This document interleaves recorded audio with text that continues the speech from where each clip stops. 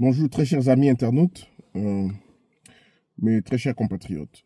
Vous avez été très nombreux sur ma page Facebook, sur d'autres plateformes et réseaux sociaux, réclamer ma petite réaction par rapport au discours de l'ancien président Joseph Kabila. Je n'ai pas voulu vraiment le faire parce que j'ai voulu tout simplement activer mon côté résolution de conflit. La RDC est au bord du gouffre.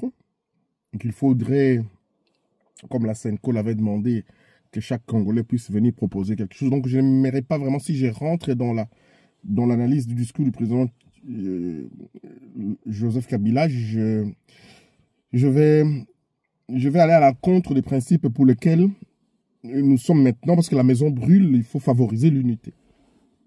Mais par respect, je m'aimerais donner quelques éléments, peut-être en dehors du fond et de la forme telle que c'était présenté. Ben, c'est un discours à trois parties, comme vous le savez. Le président Joseph Kabila a présenté la situation telle qu'il a légué le pays à son successeur, Félix Tshisekedi. Puis après, il a peint le tableau sombre de la situation actuelle, qui est vrai. Tout ce qu'il a dit de la situation actuelle est vrai. Et puis ensuite, il a donné les pistes des solutions. Mais les éléments importants à relever, c'est que le président Joseph Kabila s'est adressé à la fois à la communauté internationale vers la fin de son speech. Il avait le droit de s'adresser à la nation. C'est un ancien chef d'État parce que je vois de polémiques autour de ce qu'il peut s'exprimer, s'adresser à la nation. Oui, il peut s'adresser comme Martin Fayulu le fait. Les opposants, Etienne Tshisekedi le faisait. Donc, c'est pas ça le problème. C'est pas ça le problème.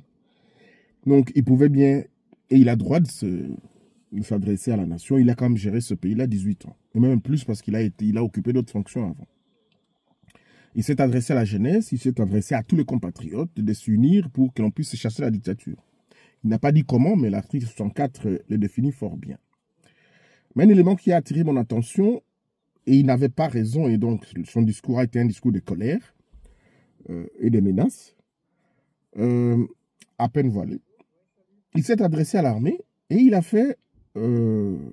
s'est référé à son serment d'officier. Joseph Kabila a suivi le processus de son retrait de l'armée pour être candidat président de la République démocratique du Congo.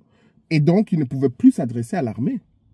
Il fait référence à son serment d'officier qu'il n'exerce plus, qu'il n'est plus, sauf si maintenant il voudrait redevenir militaire. Donc là, ils sont en confrontation face à Félix Tshisekedi. Il a choisi les camps de la confrontation. Je m'interroge aussi, en même temps, parce qu'il y a une procédure judiciaire en cours aux États-Unis sur l'assassinat de Zaïn Catalan et Marc Sharp, les experts onusiens qui ont été tués au Kasaï central, donc à Kananga, dans les conflits Cameroun-Sapou. Joseph Kabila a été poursuivi aux États-Unis et s'il ose, même en Europe ici, mettre le pied, il sera arrêté. Il faut le savoir. En même temps, si vous le voyez faire allégeance au M23, etc., au Rwanda, il vous souviendra dans les rapports de Human Rights Watch que le président Joseph Kabila avait fait appel aux éléments du M23 qui ont tué énormément de gens à Kananga. Et chaque fois que Kabila était en difficulté, c'est le M23 qui fait ceci, qui vient cela à son rescours. Donc, je vais situer ces éléments factuels dans ce contexte-là. Mais moi, c'est pas ça le problème.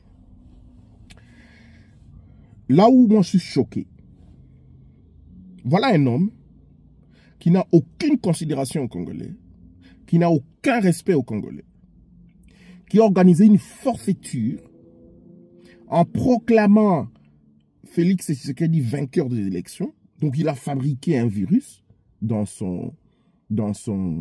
a fabriqué un virus dans son laboratoire et ce virus s'est échappé et il n'a plus le contrôle.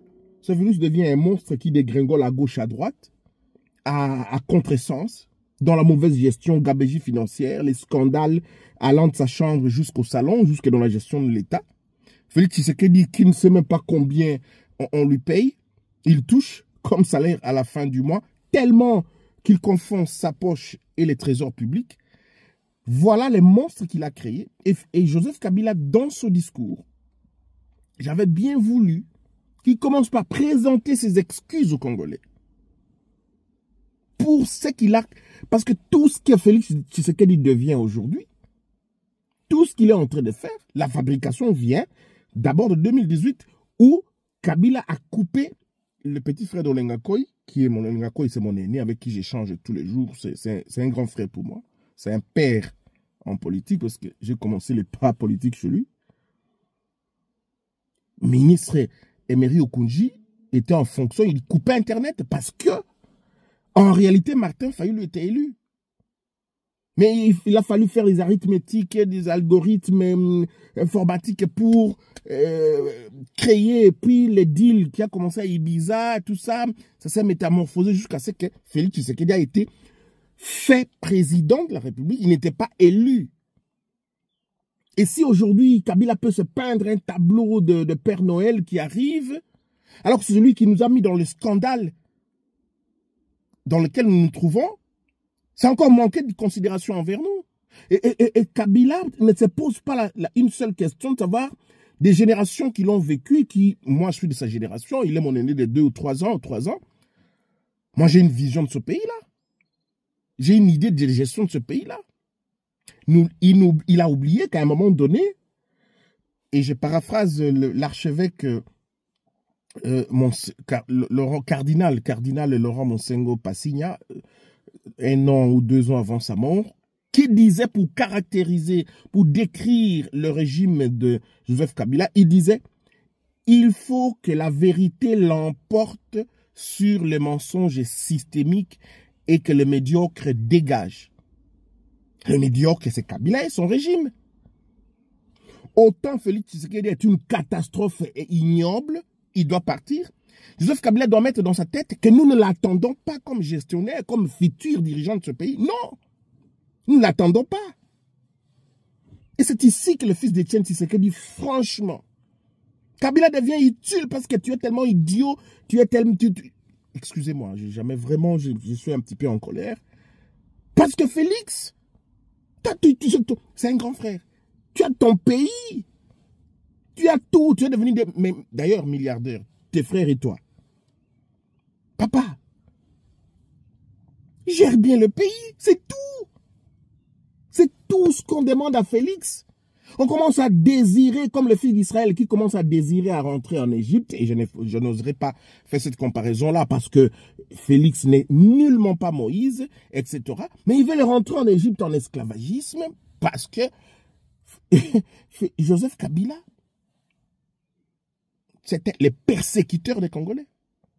N'oubliez pas qu'il a chassé plus de 2800 personnes en Bombero, dans le sud Kivu, pour qu'ils prennent tous leurs villages. Parce qu'il y a des coltans, il y a des cassitérites, il y a des... N'oubliez pas. Il y a quelques journalistes à Kinshasa, parce qu'ils dépendent de sa femme ou de ses firmes, etc., qui peignent le tableau d'un Kabila ceci, d'un Kabila cela.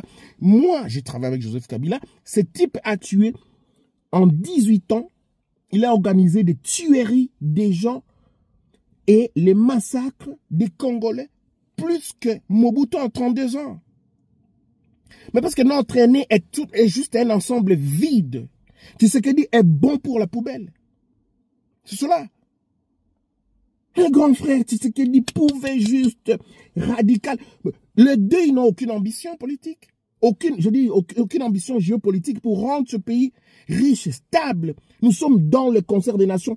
Partout dans le monde, on parle de la République démocratique du Congo parce que nous avons plus de 60% des richesses dont on a besoin pour la nouvelle technologie civile et militaire, mais pour la transition énergétique. Je vous ai toujours dit que nous vivons la deuxième guerre froide liée à la transition énergétique. Mais les deux, Tshisekedi et Kabila, c'est deux anciens pauvres qui ont tout simplement voulu devenir milliardaires. Ils le sont. Parce qu'ils sont devenus présidents de la République, ils n'ont jamais travaillé avant pour justifier les empires financiers qu'ils ont, et eux et leurs familles. C'est cela la vérité.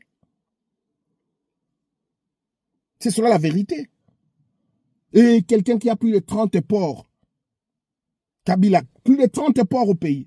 Nous n'avons aucun port viable en RDC, aucun. Nous n'avons pas de ferme. Nous n'avons pas de parcs viables. Et lui, il a des parcs. Et il vous dit non, non, non, non, tu sais qu'elle dit, j'appelle le peuple, fais ceci. Nom de Dieu. Tout simplement parce que lui, il a pris l'un des médiocres congolais pour le placer président de la République. Et il a eu un bulletin d'information correct sur Félix Tshisekedi. Félix Tshisekedi est juste l'ensemble vide. J'ai toujours dit, on l'appelle béton, mais Tshisekedi est un bidon vide. Donc, autant Tshisekedi part, doit partir, autant Kabila doit savoir que nous ne l'aimons pas et que nous n'avons pas besoin de lui. Moi, je ne souhaite pas qu'on l'arrête. Je suis contre la levée de ses immunités. Mais j'aimerais qu'il comprenne, qu'il se calme et qu'il reste dans ses fermes, qu'il fasse ce qu'il doit faire. Je ne lui demande même pas de se mêler de la politique. Qu'il reste, on peut le consulter. Il a de l'expérience. Mais ce qu'il a créé, ce qu'il a fait au Congo est assez grave, qui se trompe parce qu'il croit qu'il y en a qui l'ont oublié parce que les Congolais sont affamés, paupérisés, etc. Et des millions de Congolais qu'il a envoyés à la mort, pas directement ou indirectement par son système. Quelqu'un qui a fait 18 ans, il a formé combien de militaires? Combien il a formé? Recrutement dans l'armée. Moi, j'ai travaillé dans les services spéciaux. Donc, Félix Tshisekedi doit partir. Joseph Kabila doit savoir qu'on ne l'attend pas et nous le combattrons. Et s'il faut même qu'on insulte Tshisekedi, que nous nous battions avec lui, pour que lui, Kabila, ne revienne pas, nous pouvons le faire. Sauf que celui-là aussi, il n'écoute personne. Il est dans l'ivresse du pouvoir. Et les choses avancent telles qu'elles avancent. Seulement aussi, et je termine ma vidéo par là, je ne la voulais pas longue. Mais regardez, quelle alternative nous avons. Que ce soit nous ici dans la diaspora. La transition se fera comment? Elle se fera comment? La transition entre Kabila qui va, et Tshisekedi qui va partir. Est-ce que c'est Timothée qui va venir aux affaires? Est-ce que c'est ma sœur très crédible à Paris, Candide Okeke, que vous allez choisir? Est-ce que c'est mon frère très crédible, Jean-Jacques Ewondo, que vous allez prendre? Est-ce que mon frère crédible, Jean-Jacques Lumumba? Est-ce que ma sœur crédible, Justine Kassavubu? Vous ne le ferez pas. Et il y a encore une troisième voie, Moïse Katumbi, qui lui, il est à la traîne de Joseph Kabila. Je sais que la confrontation armée va intervenir. Parce que Kabila est avec les Chinois et les Russes. C'est pour ça que Félix Tshisekedi n'a pas eu, excusez-moi, gain de cause. Parce que les Chinois ont compris qu'ils ne valaient rien. Et les Russes. Et donc, maintenant, Moïse Katumbi, c'est un pacifique qui ne veut pas se mettre dans le conflit armé sanglant tel que ça se dessine. Et moi, j'ai toujours dit que c'est une victime commune. À la fois, il a travaillé avec Joseph Kabila. Celui-là, là, pour chasser, martyriser, renier comme Congolais, etc. 600 mercenaires, vous vous rappelez? Et il a soutenu la famille Tshisekedi, la famille politique et biologique financièrement pendant environ 4 ans. Et il est venu le soutenir au sein des institutions. Mais Félix Tshisekedi, après, tourne Kaza comme il ne respecte jamais les accords. Et là, Moïse Katumbi devient le mal qu'il faut poursuivre partout, etc. Il est victime de 2 milliardaires. Mais le seul vrai milliardaire que nous avons au Congo, c'est quand même Moïse Katumbi qui a travaillé. C'est pour ça qu'il ne veut pas entrer dans un conflit armé. Parce qu'il sait comment il a gagné son argent. Avec la sueur. C'était un chauffeur, puis chauffeur mécanicien. Il a fait les poissons, il a fait l'agriculture et plus tard, il a fait les mines. Mais il subit l'agenda de Joseph Kabila nous combattrons Joseph Kabila même de façon armée s'il tente de revenir d'une façon ou d'une autre dans ce pays-là avec l'ambition de gérer le pays. Je voudrais qu'il rentre dans son pays. Je n'aime pas qu'on l'arrête. Tout ce qu'on est en train de faire, mon aîné Lutundula, comme une grosse bêtise, au lieu d'aller en commission, lui qui est un avocat, je dis un ancien magistrat qui connaît bien la loi, c'est le Congrès qui devait lever les immunités. Je veux dire, un quart ou 3/4 du Congrès, je ne sais pas, je n'ai pas ici les références, mais c'est le Sénat seulement qui a levé les immunités de Joseph Kabila. Je ne suis pas d'accord. Vous voyez, je reste équilibré, je ne suis pas d'accord. Il a fallu le Congrès, tel que dit la Constitution, la loi portant statut des anciens chefs d'État. Donc, je termine ma vidéo par là pour vous dire, que le discours du président Joseph Kabila est un discours de guerre contre Félix Tshisekedi, qui le mérite bien. Alors maintenant, le seul devoir que je lui donne, j'ai dit au départ que je voudrais que l'on soit dans le contexte pacifique, mais Joseph Kabila est un félin. C'est pas un civil, c'est un militaire.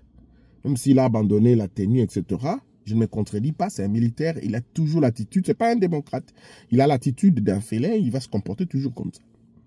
Je voudrais qu'il y ait Moïse Katumbi qui peut parler à Félix Tshisekedi. Moïse Katumbi reste la personne qui peut réconcilier les deux. Les deux qui bloquent ce pays-là. Voilà.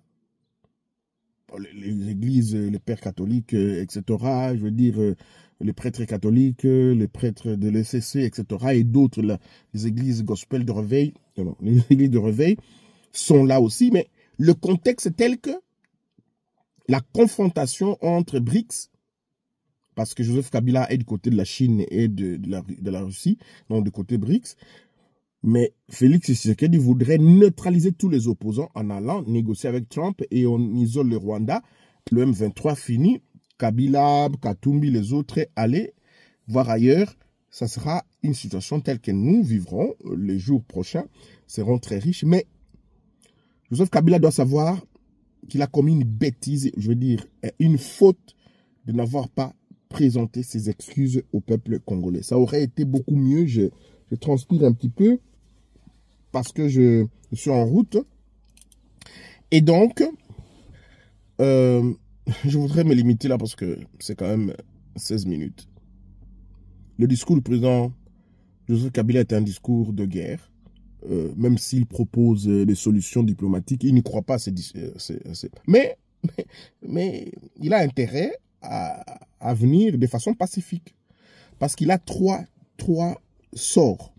Soit il vient pacifique, profil bas, on lui restitue tout ce dont il a droit, ancien président de la République, sénateur à vie, etc. Il rentre dans ses fermes, il s'occupe, il reste notre patrimoine. Soit il va en confrontation avec Félix Tshisekedi, mais Félix risque de l'emporter si le deal avec les Américains marche bien. Et un troisième sort de Joseph Kabila, il risque d'être neutralisé, c'est-à-dire tué. Mais j'ai l'impression, lorsqu'il disait le serment des soldats, j'irai jusqu'au bout, j'ai l'impression que c'est un kamikaze. Et ça, c'est très dangereux.